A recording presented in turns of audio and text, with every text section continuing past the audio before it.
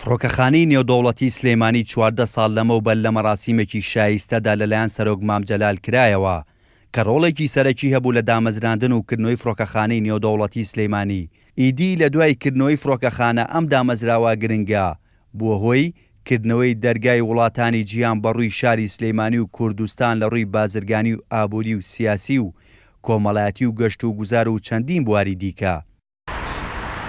ئێستا کە 14 ساڵ بەسەرکردنەوەی فڕۆکەخانەی نێودەوڵەتی سلێمانی تێپەڕ دەبێت لە ئێستادا ڕۆژانە زیاتر لە 1200 هاوڵاتی گەشتی تێدا دەکەن.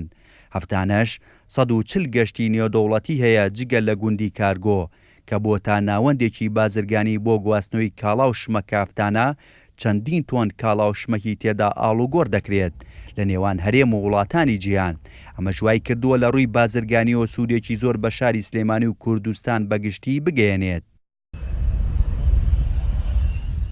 هەر لە ناو فڕۆکەخانەی نێودەوڵەتی سلێمانی لە ساڵی 2013دا پەیمانگای فڕۆکەوانی شارستانی عێراق لقی سلێمانی دامەزراوە کە بۆ تا ناوەندێکی گرنگ بۆ پێگەیاندنی کادر و کارمەندانی فڕۆکەخانەکانی عێراق کە لەلایەن کەسانی پسپۆڕ و شارەزای بواری فڕۆکەوانیەوە چەندین خولی جۆرا و جۆر لە بوارەکانی سەلامەتی و تەندروستی و تەکنیکی و زانیاری دەوترێتەوە لە پێناو زیاتر بەرەو پێشبردننی توانای زانستی کادر و کارمەندانی فڕۆکەخانە.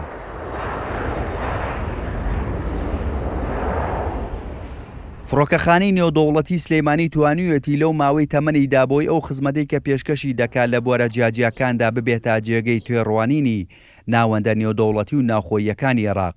لە بواری فڕۆکەوانیدا هەر ئەمە ژوای کردووە بڕوانامەی باشترینی فڕۆکەخانەکانی عێراق وەربگرێت.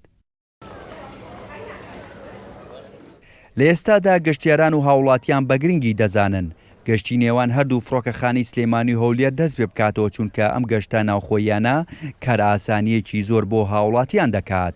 پێشتر چیرۆکی هاوڵاتیانی کوردستان لەگەڵ فڕۆکە جگە لە ترس و تۆقاندن و کشت و بڕ و وێرانکاری شتێکی تر نەبوو. بەڵام دوای کردنەوەی فڕۆکەخانەی نێودەوڵەتی سلێمانی و هەولێر دەرگایەکی گەورە بەڕووی کوردستاندا کرایەوە و هاوڵاتیانی کوردستان وەک مرۆڤەکانی تری جیهان گەشت بۆ هەموو شوێنێک دەکەن.